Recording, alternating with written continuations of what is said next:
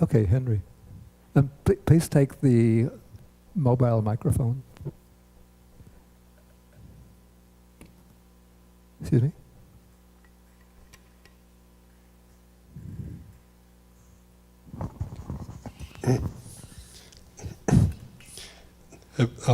Bhante, so all this, in the last section, all these four kind of attainment is kind of liberation from the last hatred and delusion, and liberation from the making of impediment, making of sign, making of all these boundaries. Yeah.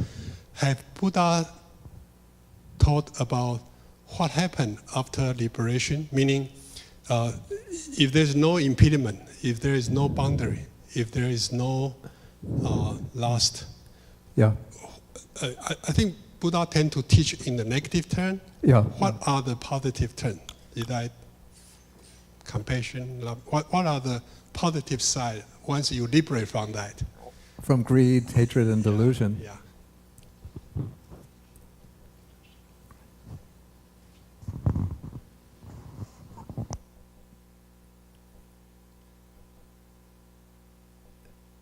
Yeah, normally we would say that sort of in active life, in ordinary life, we say that non-greed is expressed through generosity, through giving.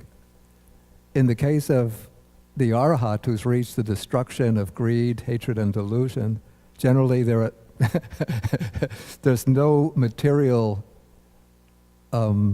possessions to give except living in monastic life, having the kind of monastic requisites to share with other monks. But we could say, and of course then for those who have the capacity to teach, the giving of the Dhamma through teaching. But then non-greed would be sort of manifest in the form of the complete renunciation of everything, which is now complete. It's not that there's any kind of struggle towards renunciation, but just he's relinquished attachment to all things, worldly possessions, worldly acquisitions. Then non-hatred would manifest in the qualities of loving kindness, compassion, the four divine qualities, loving kindness, compassion, altruistic joy, and equanimity. And non-delusion pretty much is treated almost as a synonym for wisdom, for understanding. It seems that the Buddha in the suttas, he takes this, what's called the negative way, the via negativa, because he wants to make clear to people like what are the barriers, what are the obstacles that they have to overcome. Then once those are overcome, then the positive qualities manifest spontaneously.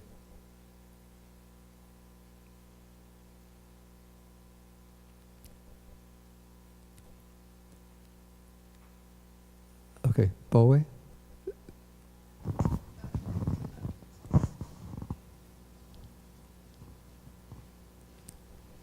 Bhante, I have a question about the liberation of mind, the third one. Because usually I would think liberation of mind is related to concentration, but the third one is liberation of mind through emptiness or voidness. But in the paragraph it says reflects. The person reflects what is not a self or what belongs to a self. But then isn't that a kind of insight meditation? Exactly. So we group the insight meditation under liberation of mind. So it's liberation of mind usually refers to concentration. So to what degree liberation of mind through emptiness has to do with concentration? Yeah, actually you see, in that state of contemplation of non-self, a concentration or a samadhi does develop, but it is not the same kind of samadhi that develops through the samatha or tranquility practices. But it's the concentration that develops based on the insight into non-self. So it's a different kind of concentration from the jhana concentration, where the mind is just completely absorbed in the object. but it's the concentration which follows along in observing all phenomena that arise, but as each phenomena arises, contemplating that as being not self and not the belonging of a self, so that there is this continuous, sustained focus of attention on the process of experience, the ever-changing process of experience, so that there is almost an absorption in that, except it's different from the kind of absorption in samadhi meditation or samatha meditation, in that the mind is continuously observing the object, though the object is always changing, arising and passing away. But whatever arises and passes away, one sees it as not self, not belonging to a self. So it has to belong to a person with insight meditation at the advanced stage, right? Not everyone who does insight meditation has this kind of... Yeah, it's an advanced stage. That's why it's called Ceto Vimutti. It's a liberation of mind. So it's a liberation of mind during that time from any kind of conception or conceptualization of self or of things belonging to self. In that respect, I would say it's a liberation of the mind from the 5 hindrances. Because within that contemplation, the 5 hindrances are absent.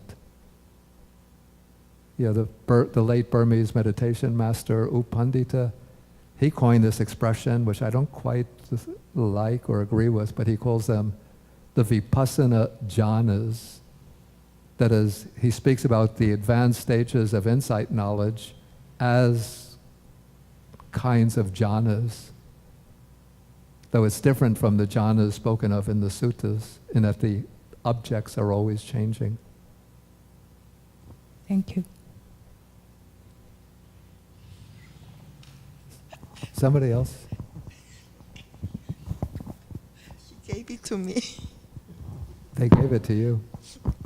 Bhante, about the word Indriya, Yeah. sometimes it's used as a sense faculty, Indriya, sometimes used as a spiritual faculty, and then today it's used as a Jivindriya. Yeah. Could you please explain the meaning in plain English? What that Indriya is, functions, and shares through all 3 different areas. Okay. Except I can't completely comply with your request that I do it in plain English, because I have to make use of at least one Sanskrit word. It's Indra. That's the name of one of the Vedic deities who appears in the Buddhist texts as Sakka Deva. He's called Sakka Devanam Inda. So Inda is Indra. So Indra or Inda means ruler, lord or ruler. So Sakka Devanam Inda is Sakka, ruler of the Devas, the gods. Wow, I've departed from plain English. But this brings out the meaning. Indra is something that, Indra is the ruler, and Indriya, which is translated as faculty, is that which rules. So something which rules or exercises rulership in a particular domain is an Indriya, which we translate as faculty. So the eye faculty is so called because the eye exercises rulership over the process of seeing. The ear is a faculty because the ear exercises rulership over the process of hearing. And so with the other 5 or 6 sense faculties, each one is called an Indriya, a faculty, because it exercises rulership in a particular area. Okay, then we have the 5 spiritual faculties. So that's faith, energy, mindfulness, concentration, wisdom. So each of these is an Indriya because it exercises rulership in a particular area of spiritual cultivation. So faith, you could say, exercises rulership in the task of overcoming doubt and indecision and placing trust. Effort or energy exercises rulership in the sphere of eliminating unwholesome qualities and developing wholesome qualities. Mindfulness exercises rulership in that it exercises control in paying attention to any of these foundations of mindfulness.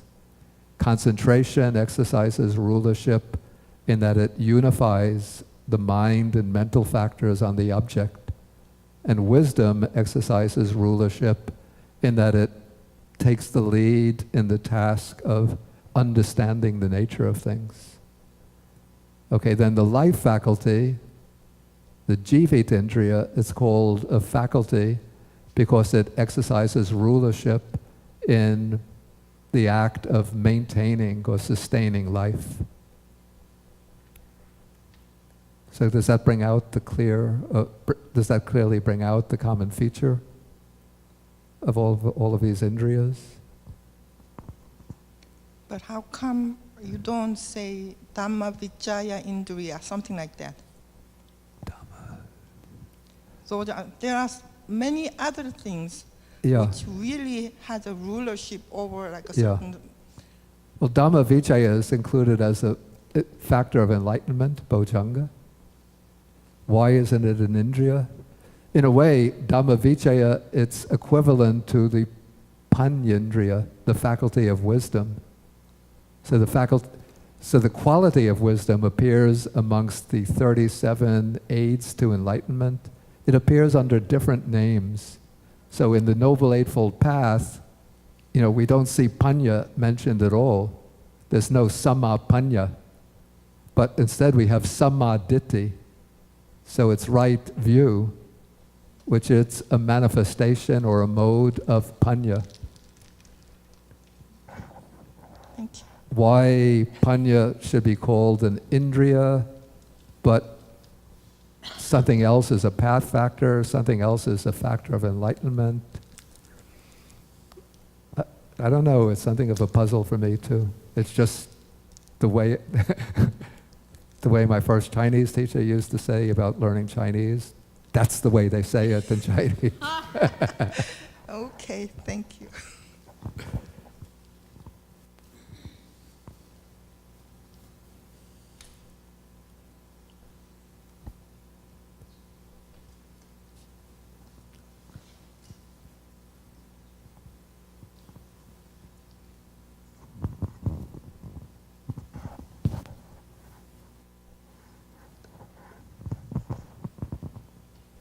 Bhante, I think there is a terminology in Pali, Jana Dostana. Jana Dostana. Yeah.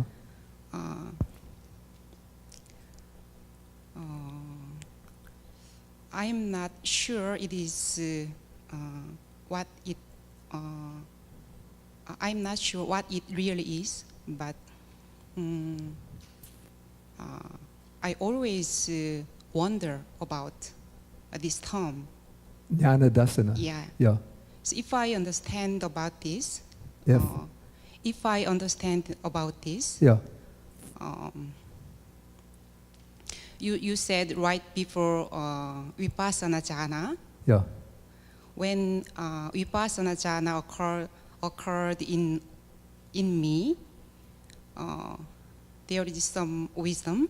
Mm-hmm. Some wisdom occurs also.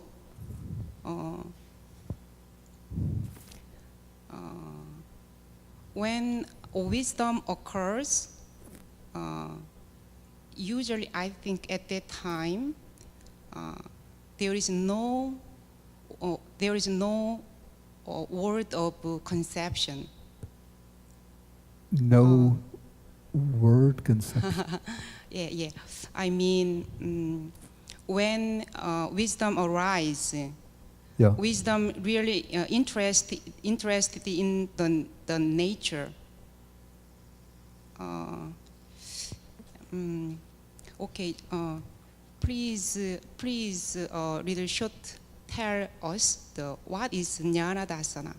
Okay. Yeah.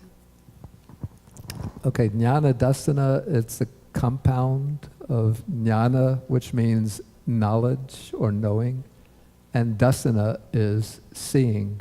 So the two are combined in the expression knowledge and vision, or knowing and seeing, because this kind of knowing, it's very direct. It's not just conceptual knowledge, but it's the knowledge that arises from insight, from vipassana. Vipassana and dasana almost the same.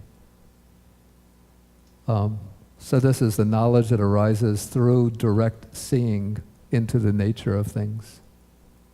And so to indicate that this kind of knowledge is based on direct experiential insight, so the word knowledge is joined with the word dasana, seeing. Does that make it clear?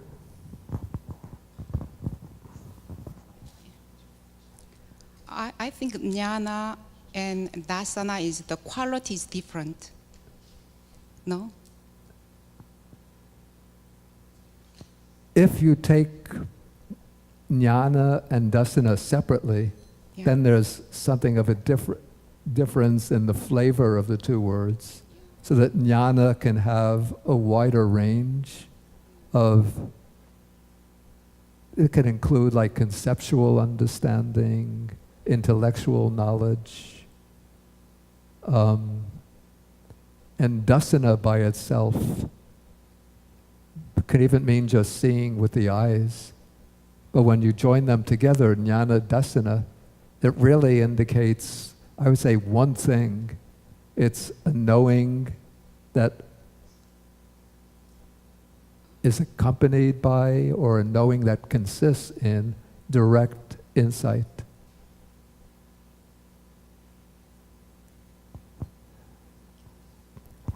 Yeah, thank you. Okay, I think we're going to have to stop for the day, because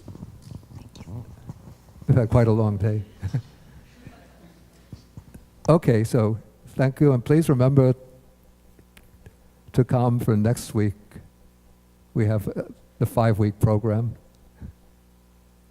And we'll do the afternoon session here. I think it will, sometimes, occasionally, people will come in to worship or to make offerings or just to see. But if we're over in that section, it won't interfere with us too much.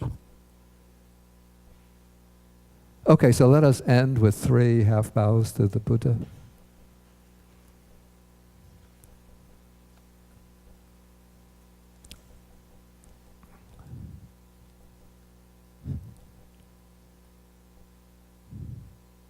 Okay.